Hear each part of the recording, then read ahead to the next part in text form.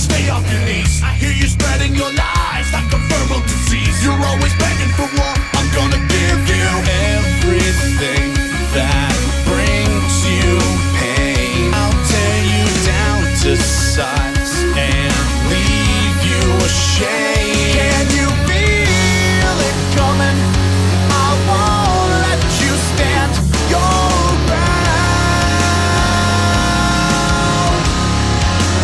Go on and sing surrender. I love to hear the sound.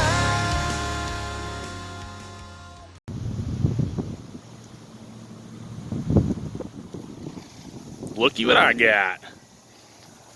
That's my dream car right there. I've wanted it for a very, very, very long time. And I always knew that once I finally would be able to get one, it would be a fixture-upper for sure. Because I don't have money like that. But one thing I can say is I can put cars back together. So that ain't a big deal for me. This thing has sat forever. I think the last time it was on the roads around 91. It's a little rough. Typical Impala areas need work. It could be worse. It does have no floorboards in it whatsoever. It's like the Flintstones mobile. I worked on it a little bit. It is a 100% complete car. That was the main reason it took me to it. It did have the door panels and everything on it when I got it, but I have started tinkering with it a little bit. I think I was the first person to ever take the door panels off. It still had the original paper and everything on there. Everything looks to be in the right place. The 3 on the tree, that's kind of a bummer. Might do some other stuff there. Did get all the dash lights working, but I got the battery unplugged right now. Plus you can't see them during the daylight. Got some sweet vintage artifacts back there. Some Pepsi cans. Needs a headliner, but everything's there. Factory AC, which is super sweet, even though I'll probably put a vintage air in it. But it's cool that it had the option. It is a factory 327 car, which is super cool.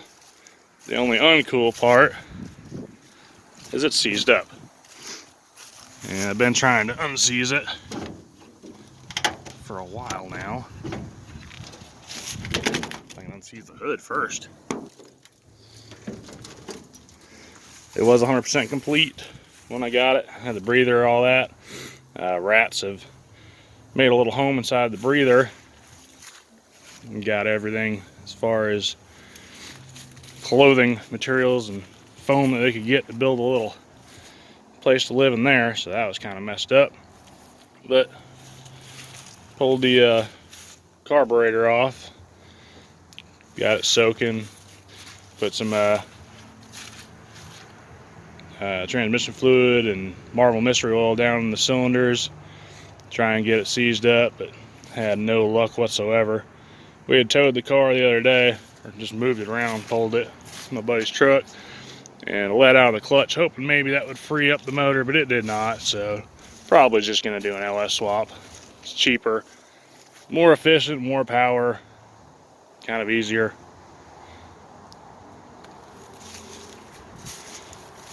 Did have the cowl panel that's pretty rusty as the hood. I did take this all off and clean it out. It had about a 5-gallon bucket full of dirt sitting in there. It's all good and clean now and draining as it should.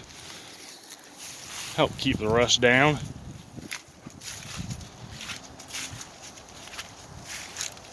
I got some rims for it, just some rollers. A buddy of mine totally hooked me up with for free. Super cool dude. Good old Maurice. Always looks out for me when he can. But that is it. I'm gonna do some videos of working on it, but it'll be a little while for that, because right now, as you can see, I don't have no garage. And I've torn apart too many cars without a garage to learn that's not a good idea.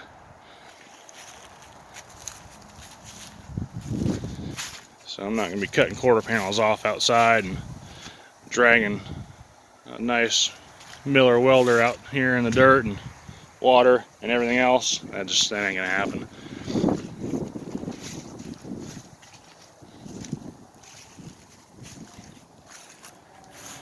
So as with going through the quest of building a car, you guys can also come with a quest of getting a house and getting a good shop, my own property. Been at that for a while, and it's just a slow, long struggle.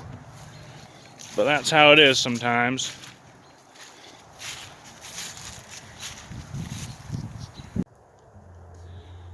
Like I said, this thing's in really good shape. The miles would look immaculate, but I learned a little trick. You see that 7's a little crooked from the 4 and the 5. My buddy of mine, he's got a 63 also. He kind of informed me that if they're straight across, that's the original mileage, but if it's a little bit crooked, it rolled over. So it probably has 145,000 miles on it.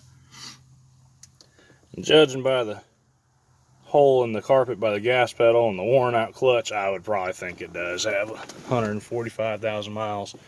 But it's still in pretty good shape for having that many miles. Like I said, everything is here. I did tear out the cluster, replaced all the lights in it. Had a problem getting them to work, or at least thinking to get them to work. Yeah, I took the lights out, replaced all the light bulbs in there. The wiring looked super, super good, which I could not believe. It literally looked like it just rolled off the factory floor. No dry rotting. All the connections were good and clean. Nothing has been touched. The only thing that was kind of messed with, they put some aftermarket gauges in here, and they had kind of stripped back one of the wires for the lights, but it was easy enough where I could wrap it up with electrical tape. It wasn't touching nothing, so that was pretty sweet. I pulled the whole cluster out, kind of did a bench test with my power probe, made sure everything was working, took it in the house, lit it up. It seemed like it was working pretty good. I didn't light up the cluster itself, which is I should have done inside the house, but I tested all the light bulbs and touched the ground to them, and made sure they all worked and all the wires had continuity. So I brought it back out here. I was feeling good. Went and put it back in the car, turned my lights on. It's getting windy outside. And, didn't have any light. I was like, what the heck? I turned my keys on, and the bright lights said they said they're on the dash, but they weren't on the vehicle. I click them off, and they're the opposite way around. I was like, what the heck? Something's going wrong. My emergency brake light was flashing, which I thought was really weird. And I was like, my e-brake's off. I was messing with it, and then I ended up breaking the cable on it. And called a buddy of mine, told him about it, and kind of asked him, what I could do to troubleshoot it. Because, like I said, he's got a 63 as well. And he was telling me there's 2 wires that, a pigtail that plugs together. I said, yeah, I know where they're at. And he was like, you got them backwards. I was like, no, I don't think I do. Normally you can't really plug stuff in backwards, and I may have, but anyways, crawled under the dash, which sucked, and the sun was in my eyes. It was cold that day, and I had allergies, but I crawled under there and looked at them. They were hooked up. I unplugged them. One was a male, the other one was a female, so there's no way you could get them crisscrossed. They only plugged in one way. So I was like, it's right, and plugged it all back up, turned my key on, turned my lights on, and then my turn signal indicators were illuminated. And I was like, well, that's not right. I turned my turn signals on, they'd work as they were supposed to, but when I turned the turn signal off, it still kept illuminated. And I turned my headlights on, and the turn signal illumination would go out. So I was totally just lost. I was like, what the heck? So I just covered the car up. I was aggravated. It was the end of the day. I said, I'll come back to it later. And so by that time, well, a couple hours later, it became dark. And I was like, I'm going to check one more time. Because earlier that day, I had turned the lights on. And it looked like there was a little bit of light in there for the backlighting of the dash. And I was like, I don't know. There's got to be more than that. So I waited till it was dark. And turned them on. Boom. It lit up. It looked good. I could see everything in the dash. I was like, wow, you can't tell it during the night or during the day. And my turn signals, they started working good again. What I found out, it was a bad connection up front, and it was showing that one of the bulbs wasn't working. It wasn't completing the circuit. So it kind of made sense then. So I cleaned all that up, got it working, and so far I got pretty much everything in the car working. The radio doesn't work, which ain't really that big of a deal because I'm gonna swap it out for a different radio. I'm gonna keep the original look, but I'm gonna get something that has Bluetooth, all the good amenities. When I got the car, it didn't have any keys to it, so that was kind of a bummer, but kind of worked out, I guess. I mean, I talked the dude down $100. The key set costed me maybe $100, if that. And it was an adventure putting it in. Had to drill out the ignition, and it was a bit of a pain. Had to drill out the trunk. The glove box is the easiest one. It has a screw that holds the lock in. Just pulled it right out. Popped the new one in. Doors were a little bit of a pain, but they weren't too bad. The OE clips are better than the aftermarket clips that hold the locks in. I can tell you that if you're going to change some locks out. But I'd been looking for a 63 for a long time. I mean, most of my adult life. I've wanted one ever since before I could drive. Built a little model. That's kind of what started my likeness for 63s. I built one for a buddy of mine a long time ago now, probably almost 15, 16 years. He had a blue one with a white top. I did the hydraulics on it for him. He had got it all restored, and he let me drive it a pretty good bit. It was super cool of him, and that really made me want one. I love the way they look. I love sitting in them. I love the big steering wheel.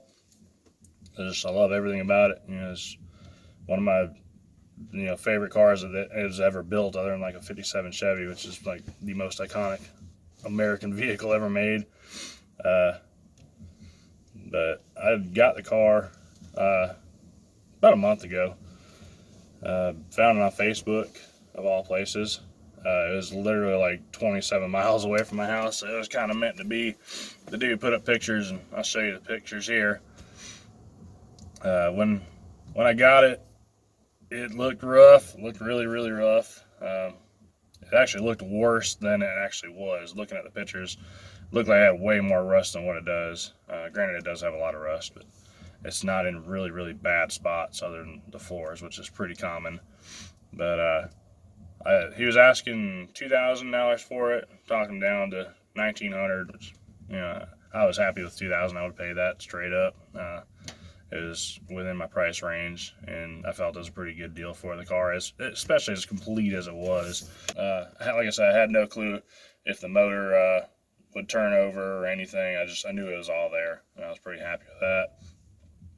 But I got it home, washed it up, made it look a world difference. It was in the part of my yard where I couldn't really get water to. It was just kind of a bummer. I could only wash half the car.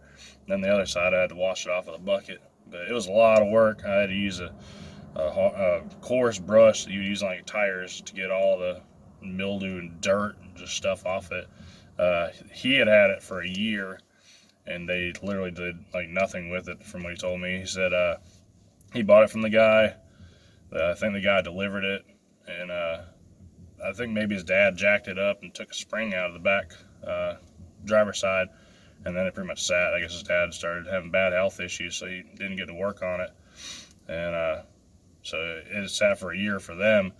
And like I said earlier, the tag was from '91, so that was the last time it was actually on the road. So more than likely, it was probably the last time it was driven. Inside, it was a bunch of junk, a lot of stuff that didn't go to the car. Didn't have the keys, like I said earlier. So when I drilled into the trunk, it was like getting into a treasure chest. It was pretty sweet. The car was missing the trim, and the guy that had it, he said, I don't think the trim's in there, but it could be. So I was really hoping that the trim was in there. Didn't have any of the emblems or nothing on the car. It had been painted, and that's why all the stuff was off. But nobody ever got around to putting it back on. I guess they sold the car to the last guy that had it before doing anything with it. But I drilled out the trunk, and it was a pain. I used a 1/2-inch drill bit right through the center of the tumbler, and I fought with it for a good 20 minutes, and I finally got where I could get a screwdriver in there. And man, when I heard that click, I was so happy. I got my wife, I told her, I said, you can come out here and experience this with me, because there could be some cool stuff in there. It could be nothing, it could be a dead body, who knows. But we opened it up, man, it was crammed full of crap. I don't think I took a picture of, right as I opened it up, which I wish I would have now. But I do have pictures of some of the stuff in there. But it was mainly a lot of junk. And when I looked under the car, it looked pretty solid. And I was like, sweet, the trunk pan isn't rusted out. There's a little bit of rust on the upper deck on the passenger side, but I was like, that's good. I can live with that. But what I found out was there's cardboard lined the bottom of the trunk, and it pretty much held moisture and rotted it out, but you couldn't tell looking outside in because the cardboard filled up all the holes, so that was kind of a bummer. But it is what it is. Did find some tools, found the Impala emblems, which is pretty sweet, found the 327 flags, which is really sweet, because I didn't know what motor it was. My buddy with his Impala, he come over, and he's pretty knowledgeable, and he's like, I'm fairly certain it's a 327. It's got the 200 horsepower heads, I think a 250 carburetor, may be wrong on that one, but and he was like, it's a good deal. And when we seen the badges, that was it. I was like, it's a 327. I was happy about that, which I would like to keep in the car, because everybody always talks about how good 327s are. I've never personally gotten to be around them or drive them. Everybody says they sound awesome. Listening to it on YouTube and listening to it in person is two different things. But like I said, it'll probably get LS just due to money wise and more reliable and all that good stuff. But I did find an ammo can in the trunk, and it was like a time capsule. I opened it up. It had just like some really, really old stuff that I haven't seen since I was a kid. It had Factory General Motors RTV tube. That was pretty cool. It had some 10mm sockets, which is always cool. A lot of old-timey tools. I'll find the can and put some of the contents on it. It had a dwell meter in there, which looked like brand new. There's just a few other things that was in there, but it was pretty cool. I'm using the ammo can now for a toolbox. Seeing as I'm out here, it's good. I can kind of keep all my smaller stuff in there and keeps it solid and out of the weather. It held up in the trunk, which got moisture in it for God knows how many years, so I'm sure it'll do even better in the house. But it was pretty cool. Well, I've been sitting in my car in my backyard for a while now, so I think I'll probably just wrap this up. My neighbors probably think I'm a total weirdo, but I don't care. I'm sitting in this thing all day long, and I have. But if you like it, hit the like button. Put a comment down there if you got a 63, 64, any Impala story. I don't care. I like pretty much all of them, except, after 96. That was pretty much the end of them, in my opinion. But subscribe to the channel.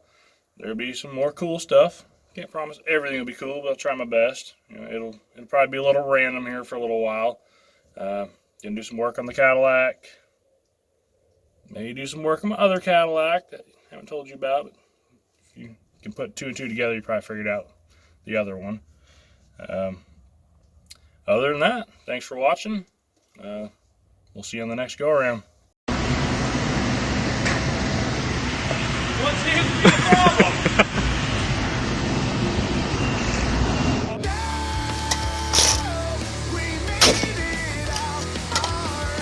Good shot. Got away free. It lives to die another day.